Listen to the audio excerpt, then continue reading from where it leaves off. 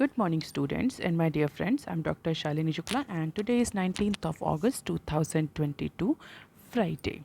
Motivation of the day is whenever you find yourself on the majority side, it is a time to pause and reflect.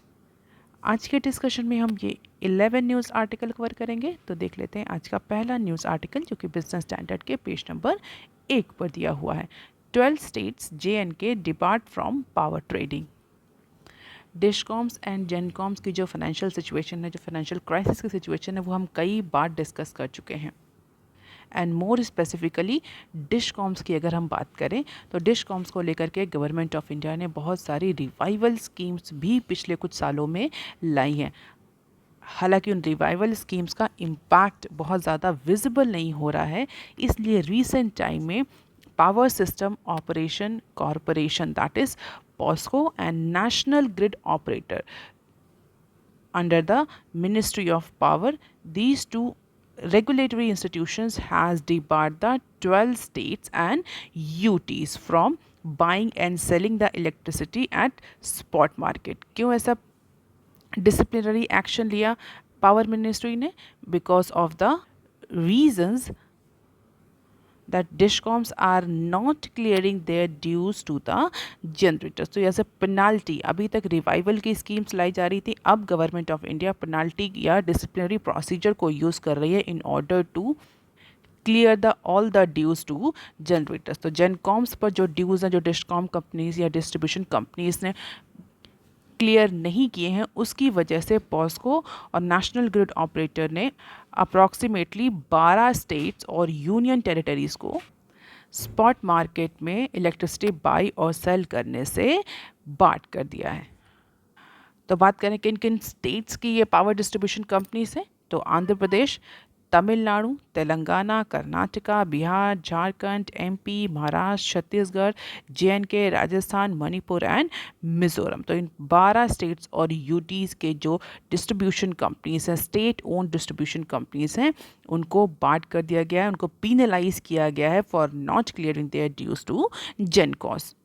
और अगर इन सारे states की जो power distribution companies हैं उनके cumulative ड्यूज़ की बात करें तो अप्रॉक्सीमेटली 5,000 करोड़ का क्यूमुलेटिव ड्यू जो है वो जेनकॉस पर ड्यू जेनकॉस का ड्यू है इन सारे स्टेट्स की और यूटीज़ की डिशकॉम्स का, जिसमें से सबसे ज़्यादा जो ड्यू है वो तेलंगाना की डिस्ट्रीब्यूशन कंपनी पर है, दैट इज़ अप्रॉक्सीमेटली 1,380 करोड़ का। और ऐसा पहली बार हुआ है कि इलेक्ट्रिसिटी लेट पेमेंट सरचार्ज और रिलेटेड मैटर्स रूल 2022 के तहत डिशकॉम कंपनीज को पेनलाइज किया है, इस तरह से कि उन्हें डिश अलाउ कर दिया है कि वो कोई भी इलेक्ट्रिसिटी खरीद नहीं सकती, सेल नहीं कर सकती from alternative short term sources before they clear all their dues to gencos. तो शॉर्ट टर्म में जो अल्टरनेटिव अरेंजमेंट्स करती थी डिशकॉम स्पॉट मार्केट से इलेक्ट्रिसिटी को खरीद कर या बेचकर, फिलहाल के लिए उसके लिए बैन कर दिया गया है। अब क्या होगा, अब जो डिशकॉम्स हैं वो किसी भी तरह की परचेजिंग, एडिशनल पावर की परचेजिंग नहीं कर पाएंगी स्पॉट मार्केट से। हालांकि जो उनके लॉन्ग टर्म कमिटमेंट हैं जनरेट कंपनी से वो फिलहाल के लिए कंटिन्यू रहेंगे, अभी उनको नहीं रोका गया। लेकिन शॉर्ट टर्म के लिए जो अल्टरनेटिव अरेंजमेंट्स करती थी डिशकॉम्स, मान लीजिए अगर कोई किसी जेनकॉस को ड्यूज़ नहीं पे हैं तो जेनकॉस ने अगर इलेक्ट्रिसिटी स्टॉप कर दी है तो वो अल्टरनेटिव स्पॉट मार्केट से इलेक्ट्रिसिटी खरीद के अपने इलेक्ट्रिसिटी सप्लाई की जो ऑब्लिगेशन थे वो पूरा करती थी। और अगर उनको इस स्पॉट मार्केट से बैन कर दिया गया तो definitely they will not get any additional power from the spot market. और इवन नेशनल ग्रिड और पावर मिनिस्ट्री ने ये भी वार्न किया है कि अगर इसी तरह से जो डिस्ट्रीब्यूशन कंपनीज हैं अपने ड्यूज़ को क्लियर नहीं करती हैं तो जो उनके जो लॉन्ग टर्म सप्लाई के सोर्सेज हैं उनको भी रेगुलेट किया जा सकता है। तो अगर ये डिफ़ॉल्ट आगे कंटिन्यू रहता है डिस्ट्रीब्यूशन कंपनीज का इन 12 स्टेट्स और यूटीज़ का, तो जो जेनकॉस लॉन्ग टर्म ऑब्लिगेशन के तहत जो डिस्ट्रीब्यूशन कंपनीज को इलेक्ट्रिसिटी सप्लाई कर रही हैं वो एग्रीमेंट भी कैंसिल किया जा सकता है या उसको भी रेगुलेट किया जा सकता है, just to penalize the distribution companies. And these are the states on the basis of their dues to gencos. जैसा कि अभी हमने डिस्कस किया, तेलंगाना नंबर 1 स्टेट पर है, followed by Tamil Nadu and Rajasthan.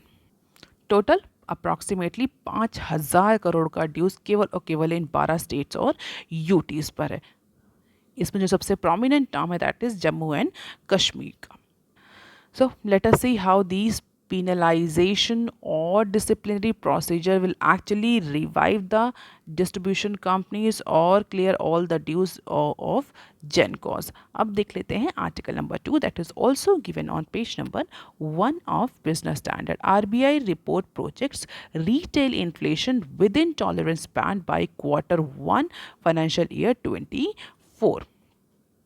The recent time में जो कंज्यूमर प्राइस इंडेक्स है जो कि आरबीआई के लिए एक बहुत बड़ा चैलेंज बना हुआ था, कंज्यूमर प्राइस बेस्ड इन्फ्लेशन, उसको लेकर के रिजर्व बैंक ऑफ इंडिया ने, सेंट्रल बैंक ऑफ इंडिया जो कि सेंट्रल बैंक है इंडिया का, उसने कुछ प्रोजेक्शन किए हैं कि कब तक जो इन्फ्लेशन है, more specifically CPI based inflation, वो आरबीआई की टॉलरेंस लिमिट में आ जाएगी. What is the tolerance limit of RBI? 2 to 6, not below 2, not above than 6 on the basis of CPI. CPI stands for Consumer Price Index.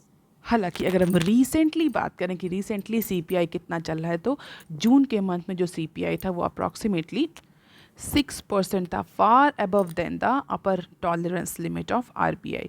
हालांकि जुलाई में ये reduce होकर के, मॉडरेट होकर के 6.7 पर आ गया. It is a welcome step by RBI, क्योंकि एमपीसी के जो डिसीजंस थे पॉलिसी रेपो रेट को रिवाइज करने का, उसका इम्पैक्ट अब हमें कंज्यूमर प्राइस इंडेक्स इन्फ्लेशन पर दिखने लगा है. लेकिन अगर हम आरबीआई के टॉलरेंस लिमिट की बात करें जो कि 2 से 6% है, उस तक रिटेल इन्फ्लेशन को आने के लिए नेक्स्ट फाइनेंशियल ईयर का Q1 लग जाएगा. यानी नेक्स्ट ईयर अप्रैल से लेकर जून का जो क्वार्टर है, इस क्वार्टर तक आते आते ही जो इन्फ्लेशन है सीपीआई, ये आरबीआई की टॉलरेंस लिमिट में आ पाएगी as per the RBI state of economic report published on Thursday.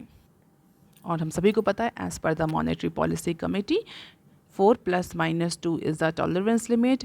CPI inflation की अगर बात करें तो रिसेंटली सीपीआई बेस्ड इन्फ्लेशन ने अपने 8 सालों का सबसे हाईएस्ट पॉइंट अचीव किया था because of the supply chain disruption, global supply chain disruption, because of the increase in commodity prices, raw material prices owing to the Russia-Ukraine crisis. So April में the CPI was 7.79, जो कि जून में reduce होकर के 7% approximately हो गई है. जुलाई में इट इज़ 6.7. और आरबीआई के अकॉर्डिंग ये 2 से 6 के लिमिट में next Q1 of financial year 24 तक ही पहुंच पाएगा. So these are the key indicators. As the repo rates are being increased by MPC, the inflation is being moderated, and this is the retail inflation trajectory जो कि दिसंबर 21 से लेकर के जुलाई 22 तक का डेटा दिया हुआ. और सबसे हाईएस्ट जो हमें देखने को मिला 8 सालों का highest point, that is in the month of April. इसी के साथ साथ इकोनॉमिक्स से रिलेटेड एक और न्यूज़ है जो कि पेज नंबर 4 पर दी हुई है, उसको भी हम यहीं कवर करेंगे. India's macro stability outlook improving says Morgan Stanley. तो as per the Morgan Stanley analysis, India का जो वर्स्ट पीरियड था मैक्रो इंस्टेबिलिटी का, वो अब ओवर होने वाला है, पॉसिबली ओवर होने वाला है. और जो कंज्यूमर इन्फ्लेशन, ट्रेड डेफिसिट जैसे जो इंडिकेटर्स हैं जो अभी तक वाइडन हो रहे थे, they all are expected to moderate gradually in upcoming time. तो मॉर्गन स्टैनली जो कंसल्टेंसी और रिसर्च बेस्ड फर्म है, इसके अकॉर्डिंग जो ग्लोबल कमोडिटी प्राइसेस हैं अब वो फ़िलहाल के लिए स्टेबल हो गए हैं. पिछले अगर कुछ मंथ्स का हम डेटा देखें, लास्ट मंथ का मोर स्पेसिफिकली, तो जो ग्लोबल कमोडिटी प्राइसेस हैं they are now being stable. Crude oil जो प्राइसेस हैं वो भी थोड़ा सा मॉडरेट हो रहे हैं, और या हम बोले कि डिक्लाइन होना शुरू हो गए हैं, जिसका इम्पैक्ट हमें इंडिया की मैक्रो इंस्टेबिलिटी पर क्लियरली विजिबल हो रहा है. अगर ग्लोबल कमोडिटी प्राइसेस फॉल हो रहे हैं, क्रूड ऑयल के प्राइसेस फॉल हो रहे हैं, तो सीधे सीधे उसका इम्पैक्ट हमें इंडिया की इन्फ्लेशन और ट्रेड डेफिसिट पर, कैट पर देखने को मिलेगा। India is a import oriented economy. तो अगर ग्लोबल लेवल पे किसी भी तरह की इन्फ्लेशन होती है, कमोडिटी प्राइस इंक्रीज होते हैं, उसका सीधा सीधा इम्पैक्ट हमें इंडिया पर विजिबल होता है। इसके अलावा बीइंग इम्पोर्ट ओरिएंटेड इकोनॉमी, जैसे ही इन्फ्लेशन बढ़ती है वैसे ही हमारे जो इम्पोर्ट्स बिल्स हैं वो बढ़ना शुरू हो जाते हैं, जिसकी वजह से हमारा जो कैट है वो वाइडन होना शुरू हो जाता है। तो as per the Morgan Stanley analysis, now this period of macro instability is over. More specifically for India, तो सीपीआई और कैट पर अब थोड़ा सा मॉडरेशन देखने को मिलेगा। अब देख लेते हैं article number 3 that is given on page number 6 of business standard. Big bank privatisation of PSUs can be harmful. तो बेसिकली आज के न्यूज़पेपर में जितनी भी न्यूज़ है वो आरबीआई से ही रिलेटेड है। आरबीआई की जो रिसेंट रिपोर्ट थर्सडे को पब्लिश हुई, कल पब्लिश हुई, स्टेट ऑफ इकोनॉमी रिपोर्ट, उसमें आरबीआई के क्या इंटरवेंशंस रहे, आरबीआई के क्या इंटरप्रिटेशंस हैं, क्या फोरकास्टिंग है, क्या एक्सपेक्टेशंस है, उससे रिलेटेड ही न्यूज़ है। तो हम यहाँ पर इस न्यूज़ को भी देख लेते हैं। Big bank privatisation of PSUs can be harmful as per Reserve Bank of India. तो यहाँ पर एक रिजर्व बैंक ऑफ इंडिया के स्टाफ की बात करें तो उसने एक रिपोर्ट पब्लिश करी। उस रिपोर्ट के अकॉर्डिंग या उस स्टडी के अकॉर्डिंग जो बिग बैंग अप्रोच अडॉप्ट किया जा रहा है गवर्नमेंट ऑफ इंडिया के थ्रू, फॉर व्हाट, किस लिए, privatisation of public sector banks, वो अप्रोच जो है वो हार्मफुल प्रूफ हो सकता है, डेंजरस प्रूफ हो सकता है, या उसका इम्पैक्ट जो है इकोनॉमी पर वो निगेटिव हो सकता है as per Reserve Bank of India staff study report. तो किस अप्रोच की बात कर रहे हैं यहाँ पर स्टाफ का या इस रिपोर्ट का ये कहना है कि instead of going for big bank, बड़े बड़े प्राइवेटाइजेशन और बिग बैंक्स को टारगेट करने से अच्छा है कि ग्रेजुअल अप्रोच या ग्रेजुअल फॉर्म में प्राइवेटाइजेशन किया जाए, स्लोली स्लोली प्राइवेटाइजेशन किया जाए instead of going for big bank approach. अब इसके पीछे क्या रीज़न दिया? अगर ये स्टडी में कहा गया कि बिग बैंग अप्रोच हार्मफुल हो सकता है, इतना इतना सिग्निफिकेंट अच्छे रिजल्ट नहीं लाएगा इकोनॉमी के लिए, और ग्रेजुअल अप्रोच जो है प्राइवेटाइजेशन का that is more suitable for the economy, तो डेफिनेटली उसके पीछे कोई रैशनल भी दिया होगा।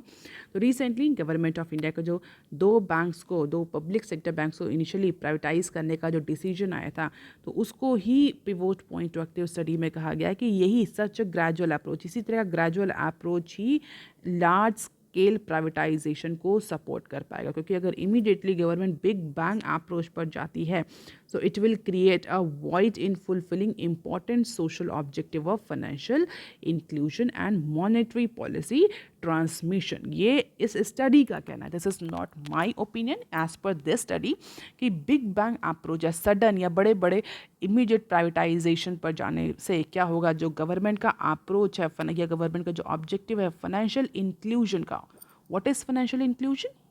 It is basically the availability and the equality of the opportunities to access the financial services. So, all lending services, banking services, financial services should be available to each and every individual of the country on appropriate basis, on affordable basis, on timely basis. It means individual can have the opportunities, equal opportunities to access the financial products and services that may include banking, loan, equity, insurance products. तो इस study में कहा गया कि अगर suddenly या big bang approach government adopt करती है पब्लिक सेक्टर बैंक्स के प्राइवेटाइजेशन के लिए, तो ये मॉनेटरी पॉलिसी ट्रांसमिशन और फाइनेंशियल इंक्लूजन जैसे जो गवर्नमेंट के ऑब्जेक्टिव्स हैं उनको हार्म करेगा, वो उन ऑब्जेक्टिव को इम्पैक्ट करेगा। तो बेसिकली जो सोशल ऑब्जेक्टिव्स हैं गवर्नमेंट के, जिसको गवर्नमेंट बैंक्स के through, specially state own banks के थ्रू अचीव करना चाहती है, वो ऑब्जेक्टिव इम्पैक्ट करें। क्योंकि प्राइवेट सेक्टर का प्राइवेटाइजेशन होता है बैंक्स, तो डेफिनेटली उनका जो प्राइमरी मोटिव होता है that is not the social objective but to achieve the profit, but to have the wealth maximisation, not to serve the society. इसी को टारगेट करते हुए इस स्टडी में कहा गया है कि instead of going with a big bang approach, government slowly gradual manner में अगर पीएसबीज का प्राइवेटाइजेशन करे, that will generate more benefit rather than going through the big bang approach. इसके अलावा एक तो प्रॉफिट मैक्सिमाइजेशन की बात कही, दूसरा इस स्टडी में ये भी कहा गया कि जो लेबर कॉस्ट एफिशिएंसी है वो पब्लिक सेक्टर बैंक्स में, स्टेट ओन्ड बैंक्स में ज़्यादा है in comparison to private bank. Apart from it, the empirical evidences also suggested that lending by PSBs is less pro-cyclic than private bank. तो चाहे वो lending activities हो, चाहे वो लेबर कॉस्ट एफिशिएंसी हो, चाहे वो प्रॉफिट मैक्सिमाइजेशन हो, इन सबको देखते हुए कहा गया कि पीएसबीज का जो इमीडिएट प्राइवेटाइजेशन है that is harmful for societal objective of the government. अब देख लेते हैं रिजर्व बैंक ऑफ इंडिया से रिलेटेड एक और न्यूज़ जो कि पेज नंबर 6 पर ही दी हुई है। RBI step in as rupee slides on corporate outflow. So Indian rupee 23 पैसे वीक किया या 23 पैसे फॉल किया कब? थर्सडे को ट्रेडिंग सेशन में जो इंडियन रुपी वो अप्रॉक्सीमेटली 79.68 पर क्लोज हुआ। अब इसका रीज़न, जो फॉरेन बैंक्स हैं they have heavily purchase the greenback on behalf of the corporate looking to exit the domestic investment.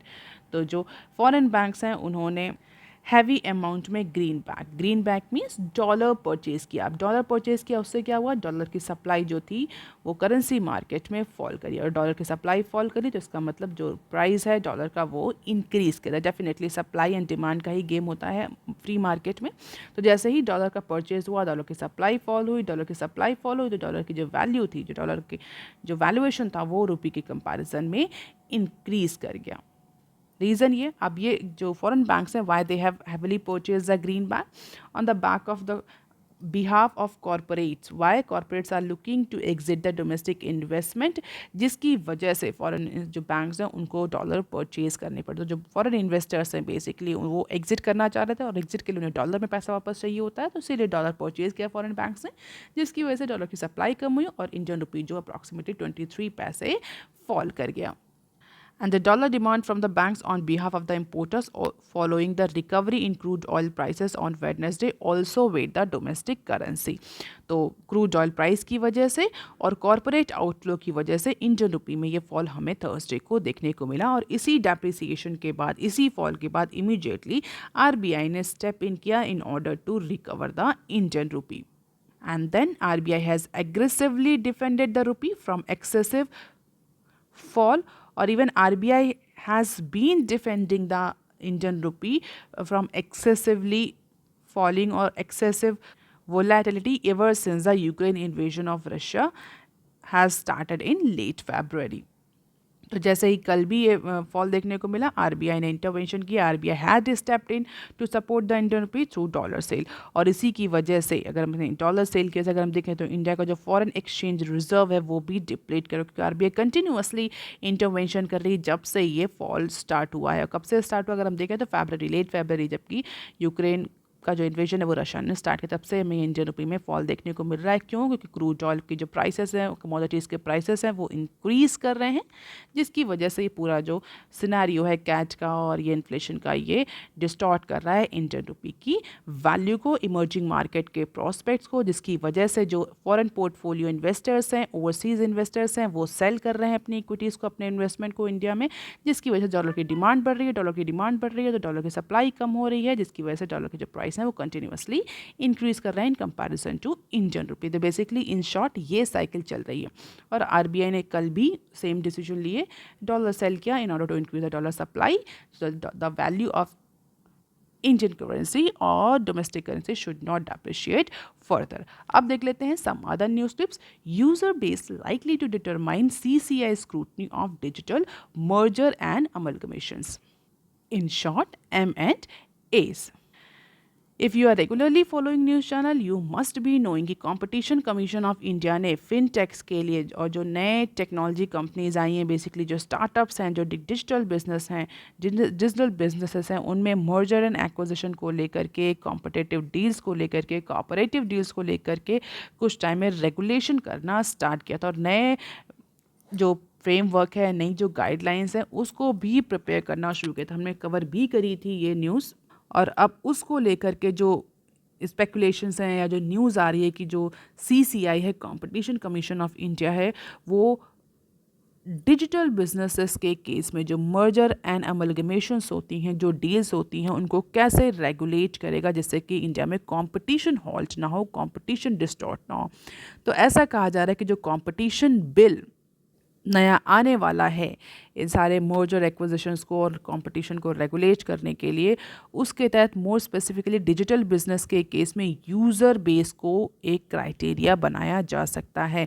इसके अलावा डील वैल्यू भी हमने डिस्कस की थी कि डील वैल्यू अगर 2000 करोड़ से ऊपर की है तो वो ऑटोमेटिकली सीसीआई के पोव्यू में आएगी। तो जो नया कंपटीशन बिल तैयार किया जा रहा है उसके according deal value, substantial operation end user base की किस जो कंपनीज आपस में मर्जर एमलगमेशन कर रही हैं, कोई भी डील कर रही है, उनका यूज़र बेस कितना है और उस डील से उस पर्टिकुलर मर्जर और अमलगमेशन से कंपटीशन पर कितना इम्पैक्ट पड़ रहा है। All these could be the criteria for deciding whether this particular amalgamation और merger will come under the purview of CCI और नॉट। तो user base, consumer base, deal size, payment receive, ये सारे पैरामीटर डिसाइड करेंगे कि वो particular company significantly India में business कर रही है, उसका जो ऑपरेशन है वो सिग्निफिकेंट है इंडिया में या नहीं, और जो भी डील वो साइन करने वाली है वो उस डील का क्या इम्पैक्ट मार्केट पर पड़ेगा और क्या वो डील, वो डिजिटल मर्जर और एक्विजिशन, मर्जर एंड अमलगमेशन, क्या वो सीसीआई के परव्यू में आएगा, क्या उसको सीसीआई का अप्रूवल रिक्वायर होगा या नहीं होगा। तो नया कंपटीशन बिल, ये स्पेकुलेशंस हैं, हालांकि जो बिल है वो अभी लोकसभा में टेबल किया जा चुका है, अभी इस पर डेलिब्रेशंस होने हैं, प्रॉबेबली बहुत सारे चेंजेस आएंगे, लेकिन जब ये नया बिल आएगा कंपटीशन बिल तब हम इसको डिटेल में डिस्कस करेंगे। अब देख लेते हैं next clip, arrest to be judicially used in GST dispute. So tax authorities जो है वो मोस्ट ऑफ द टाइम जो अपनी पावर्स होती है उसको मिसयूज़ करते हैं, चाहे वो कन्फिस्केशन की पावर हो, चाहे वो अरेस्ट की पावर हो, चाहे वो सर्च की पावर हो। इसको लेकर के कई बार सुप्रीम कोर्ट ऑफ इंडिया ने और रेगुलेटरी अथॉरिटीज़ ने भी ये बोला है कि जो भी ये पावर हैं इनको जुडिशली यूज़ करना चाहिए। रिसेंट टाइम में जीएसटी को लेकर के, जीएसटी कंप्लायंस को लेकर के जो जीएसटी ऑफिशियल्स हैं उनमें उन्होंने बहुत ज़्यादा अरेस्ट भी किए, बहुत ज़्यादा सर्च एंड कन्फिस्केशन के ऑपरेशन भी किए।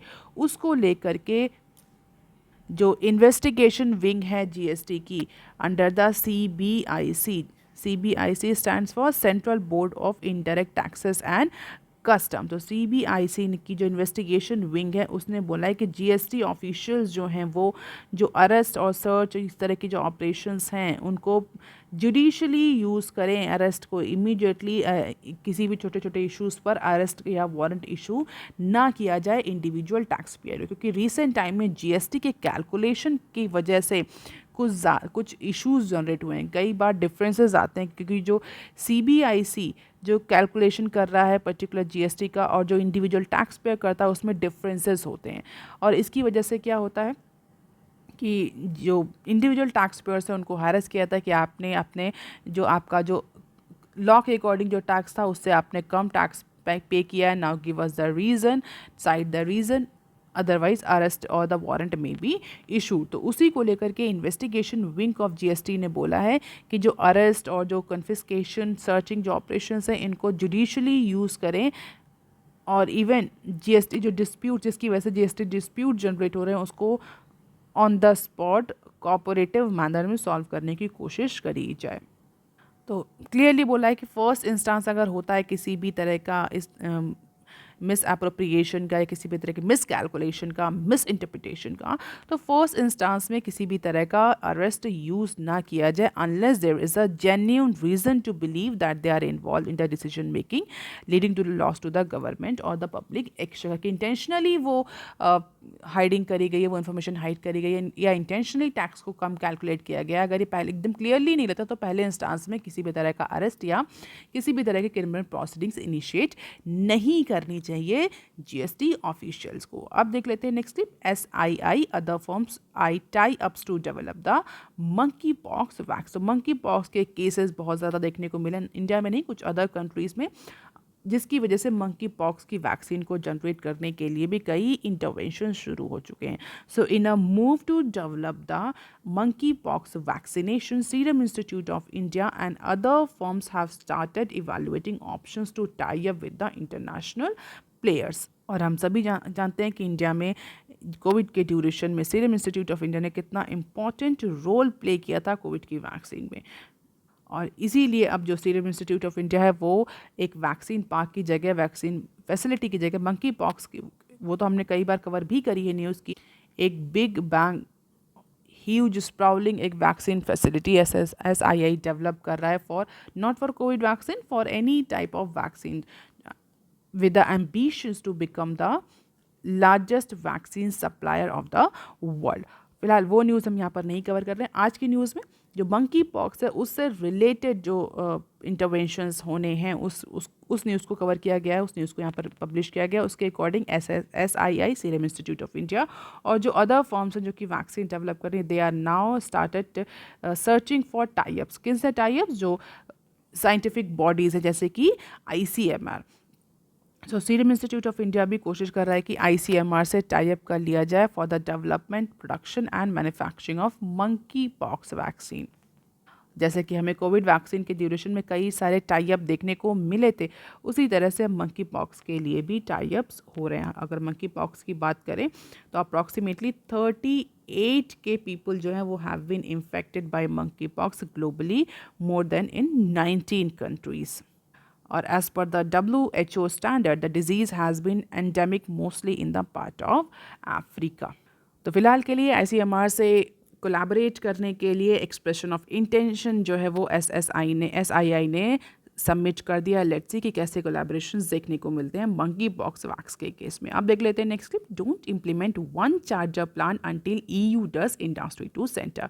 पिछले 2-3 दिनों से हम ये single charger one charger plan को डिस्कस कर रहे हैं, जहाँ पर गवर्नमेंट ऑफ इंडिया चाह रही है कि वन चार्जर प्लान इंडिया में इम्प्लीमेंट किया जाए EU से पहले। और उसके लिए उसने कई सारे एक्सपर्ट ग्रुप भी कॉन्स्टिट्यूट किए हैं, इंडस्ट्री के जो रिप्रेजेंटेटिव्स हैं उनसे भी डिस्कशन किया था।